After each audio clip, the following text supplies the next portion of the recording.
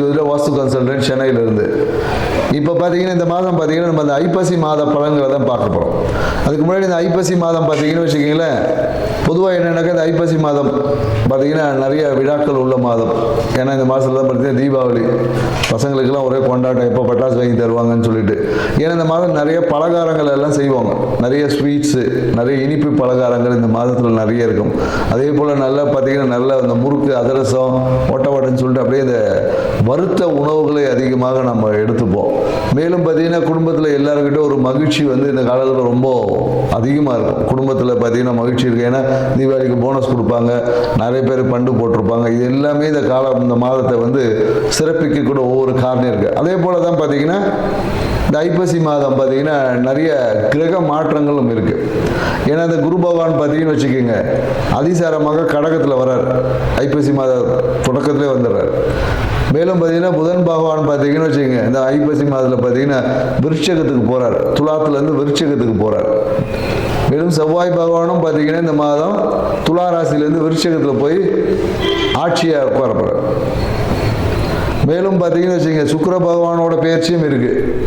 ஏன்னா சுக்கிர பகவான் பார்த்தீங்கன்னா நவம்பர் 2ஆம் தேதி பார்த்தீங்கன்னா கன்னியிலேருந்து துலாத்துக்கு வர்றாரு ஆட்சியாக. ஸோ மேலும் பார்த்தீங்கன்னா சூரிய பகவான் பார்த்தீங்கன்னா ஐப்பசி மாதம் எப்போதும் துலா ராசியில் இருப்பார். ஏன்னா துலா ராசியில் பார்த்தீங்கன்னா சூரிய பகவான் நீசம். ஸோ இப்படி இவ்வளோ கிரக மாற்றங்கள் இந்த மாதத்தில் இருக்கிறதுனால நிறைய விஷயங்கள் இந்த மாதத்தில் நடக்க போகுதுன்னு சொல்லலாம்.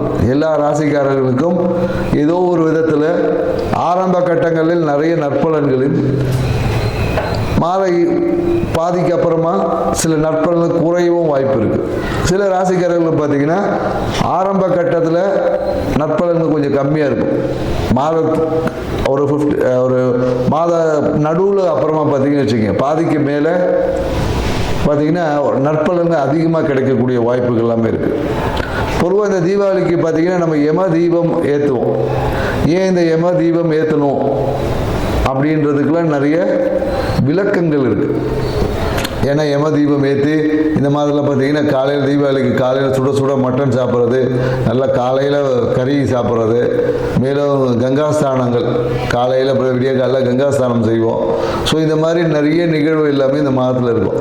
இந்த இதெல்லாம் ஏன் செய்யணும் அப்படின்ற ஒரு இருக்குது. ஏன்னா இதுக்கு ஆன்மீகத்தில் நிறைய விஷயங்கள் சொல்லியிருப்பாங்க. ஏன்னா நரகாசுரனை வதம் பண்ணதுனால நம்ம அதை கொண்டாடுறோம் அப்படின்னு சொல்கிறாங்க. இங்கே நரகம் என்ன சொல்லுவோம்னா, நம்ம இருட்டு, குளிர்ச்சி, இது ரெண்டு தான் நரகம். ஏன்னா இருட்டில் தான் பார்த்தீங்கன்னா பயம் இருக்கும். ஏன்னா நரகத்தில் பயம் இருக்கும் இல்லையா, சொல்லியிருப்பாங்க எண்ணெய் டஸ்ட்டில் போட்டு வறுப்பாங்கன்னு சொல்லி, அந்த பயம். அதே போல் குளிர்ச்சியில் பார்த்தீங்கன்னு வச்சுக்க, நமக்கு உடம்பு நடுங்கி நம்மளுடைய ரொம்ப சோம்பலாக இருக்கும். ஏன்னா இந்த ஐப்பசி மாதத்துக்கு அப்புறம் பார்த்தீங்கன்னா இருட்டோட தன்மை அதிகமாக இருக்கும், பகலோட தன்மைகள் குறையும். வெப்பத்தோட தன்மையில் காற்றுலேயே பார்த்தீங்கன்னா ஒரு சில்லு காற்றடிக்கும். காற்றுல பார்த்தீங்கன்னா குளிர்ச்சி, ஈரப்பதம் அதிகமாக இருக்கும். ஸோ அப்போ இந்த விஷயங்களை, ஏன்னா இது எல்லாமே பருவகால மாற்றங்களுக்கு ஏற்றாப்படி நம்மளுடைய வாழ்க்கை முறையில் சில மாற்றங்களை செய்து கொண்டால் நம்ம வாழ்க்கை சிறப்பாக இருக்கும். அப்படின்றதுனால தான் சில நிகழ்வுகளை அந்த பருவகால மாற்றத்தின் தொடக்கத்தில் நம்ம செய்வோம். ஏன்னா நம்ம தீபாவளி அன்னைக்கு கங்காஸ்தானம் குளிச்சிடுவோம், அதோட கிடையாது. கங்காஸ்தானம்லாம் அதுக்கப்புறம் பார்த்தீங்கன்னா நைட்டு எல்லாம் 10 மணிக்கு 11 மணிக்கு சில பேர் சாயந்தரம் தான் குளிக்கிறாங்க. ஸோ அப்போ என்ன, இந்த காலகட்டத்தில் கங்காஸ்தானம் என்பதுக்கு குளிக்கணும், சுடு தண்ணியில் குளிக்கணும். ஏன்னா கங்காஸ்தானம்னாவே சுடு தண்ணியில் குளிக்கிறது தான். ஏன்னா அதுக்கு பின்னாடி பெரிய உடனே கங்காஸ்தானம்னா அப்படியே அதுக்கெல்லாம் கேட்காதுங்க. ஏன்னா அதுக்கு பின்னாடி மிகப்பெரிய மருத்துவ விஷயங்கள்லாம் இருக்குது, நிறைய இருக்குது. ஏன்னா இந்த காலகட்டம் குளிர்காலம், இந்த காலத்தில் போயிட்டு நான் குளிர்ந்த தண்ணியில் தான் குளிப்பேன்னா நிறைய வாதம் சார்ந்த விஷயங்கள் வந்துடும். ஸோ அதனால் மிதமான சூடுள்ள தண்ணியை குளிக்கணும் அப்படின்ற ஒரு அறிவியல் விஷயத்தையும் புரிஞ்சுக்கணும். மேலும் இந்த காலகட்டத்தில் என்னென்னாக்கா வறண்ட உணவுகள், அதாவது இந்த காலத்தில் போயிட்டு நான் பழம் சாப்பிட்டாலும் சளி பிடிச்சிடும். ஃப்ரூட்ஸ்லாம் அதிகமாக இந்த காலகட்டம் எடுக்கக்கூடாது. வறண்ட உணவுகள், ஆயில் ஐட்டமாக எடுக்கணும். ஏன்னா கொழுப்புத்தன்மை நம்ம உடம்புல இருந்தால் தான் குளிரை எதிர்கொள்ளக்கூடிய ஆற்றல் நமக்கு கிடைக்கும். அப்படின்றதுனால தான் வறண்ட மட்டன் சாப்பிட்றது, வறண்ட முறுக்கு அதிரசம் இனிப்பு உணவுகளை சேர்த்துக்கொள்ளும் போது நம்மளுடைய உயிர்த்தன்மை நல்லா இருக்கும் அப்படி. ஏன்னா ஆன்மீகம் சார்ந்த விஷயத்தில் நிறைய விளக்கங்கள் நிறைய பேர் கொடுத்துருப்பாங்க. ஸோ நம்ம இது வாழ்வியல் சார்ந்த விஷயத்தில் ஒரு சிறிய விளக்கத்தை நம்ம புரிஞ்சுக்கணும். எதுக்கு இந்த காலகட்டத்தில் பொங்கல் அப்போ ஏன் பொங்கல் தான் செய்கிறோம் இல்லையா, அப்போ ஏன் அதிரசம் முறுக்கெல்லாம் செய்கிறதில்லை நம்ம. ஸோ பருவ காலங்களுக்கு ஏற்ற மாதிரி நம்மளுடைய உணவு பழக்க வழக்கம் இதை தான் பாரம்பரியம் சொல்லுது. ஏன்னா நம்ம இன்னைக்கு பாரம்பரிய விஷயங்களில் நிறைய மறந்துட்டோம். தீபாவளி வந்தால் ஒரு சினிமா பார்க்குறதோட முடிஞ்சு போச்சு. போய் புது படம் பார்த்துட்டு 4 பட்டாசு வெடிச்சுட்டு கவர்மெண்ட் கவுந்தடிச்சு படுத்துக்க வேண்டியதாக இருக்குது.